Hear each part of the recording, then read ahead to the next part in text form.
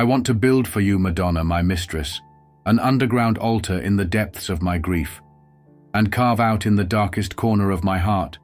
far from worldly desires and mocking looks, a niche, all enameled with azure and with gold, where you shall stand, amazed statue. With my polished verses as a trellis of pure metal, studded cunningly with rhymes of crystal, I shall make for your head an immense crown, and from my jealousy, O mortal Madonna,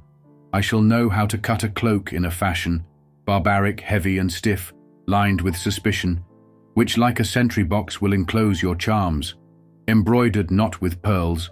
but with all of my tears. Your gown will be my desire, quivering, undulant, my desire which rises and which falls,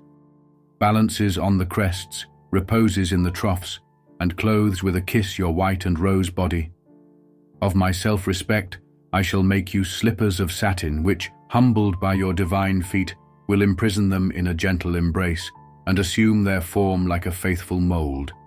If I can't, in spite of all my painstaking art, carve a moon of silver for your pedestal, I shall put the serpent which is eating my heart under your heels, so that you may trample and mock, triumphant queen, fecund in redemptions,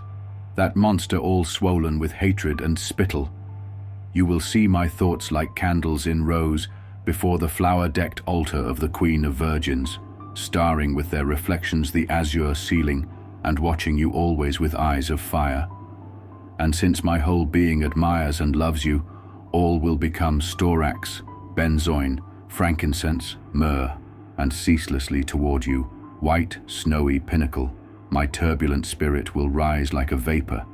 finally to complete your role of Mary and to mix love with inhumanity, infamous pleasure.